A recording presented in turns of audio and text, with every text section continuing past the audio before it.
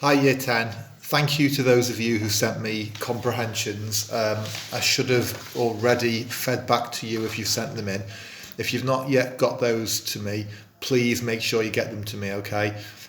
You've got this week to get them done. It's really important you have a go at that. Hope you're keeping well, everybody. I have really, really missed you.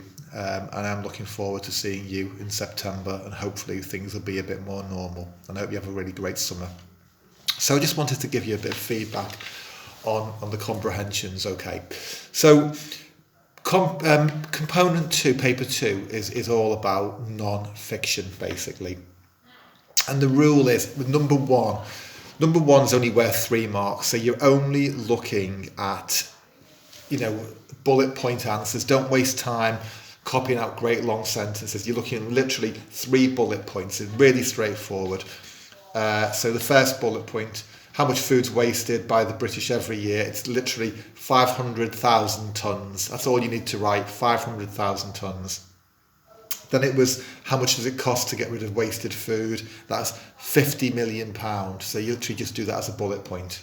And then the third one was, how much food is thrown away by an average supermarket every year?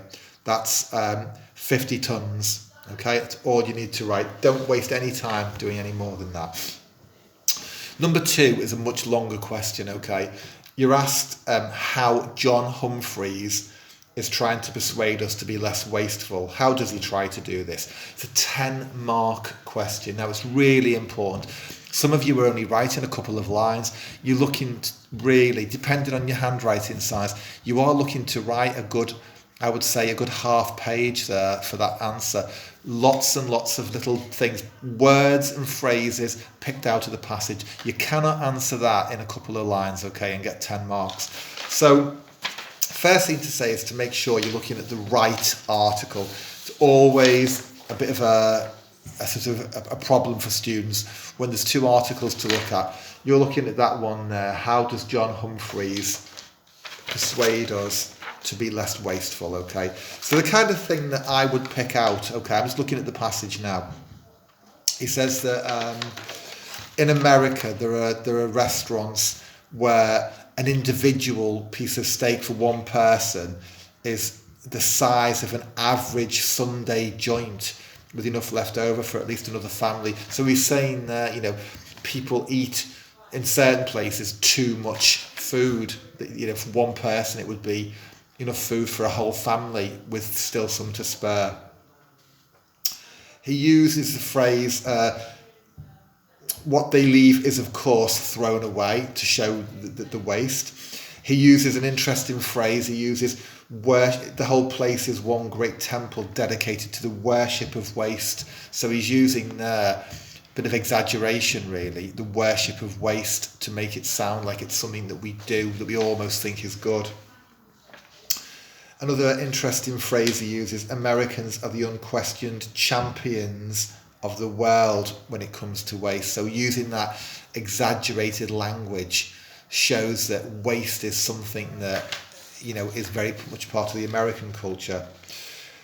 He uses statistics, facts and figures. So the numbers you've already quoted in number 1, you can mention again, we waste 500,000 tonnes of food, that it's cost 50 million to get rid of it. Okay, all of that. And that the supermarkets throw away 50 tonnes of good food a year. So those facts and figures are used. He calls the rules about sell-by dates, he calls them balmy, to show that we don't need those kind of rules. He calls the fact that people sometimes throw food away if it's just reached its sell-by date, he calls it shameful nonsense, to try and make us feel bad about it. He refers to the needy people who the food could be given to, okay, making them sound needy. Perhaps it would make us feel guilty. He says that only a fraction of this food is handed over to the charities who are begging for more. Now that phrase begging, okay, that powerful verb there, makes it sound like they could really use the food that we waste for the needy people. Again, that guilt.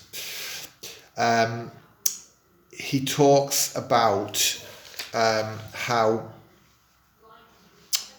we only care about waste in terms of money. That, if we think we're wasting money, we might do something different. What we don't really think about is maybe the people who we could be helping.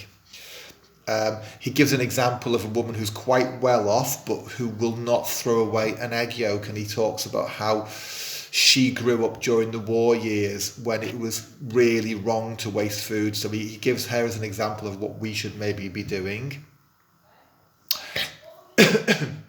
He also talks about writing an article where he says that he'll only boil a mug of water at a time and turn the light out in a room when he leaves it. He says that the article was ridiculed as if those views are not taken seriously. And at the end, he talks about how a police horse has left a pile of manure outside his house, but he goes outside because he'll use it for his garden. But he exaggerates it, but he makes a bit of a joke. He uses humour. He says he'll put a balaclava, a face covering on, because he knows that people might think that those extreme views are crazy.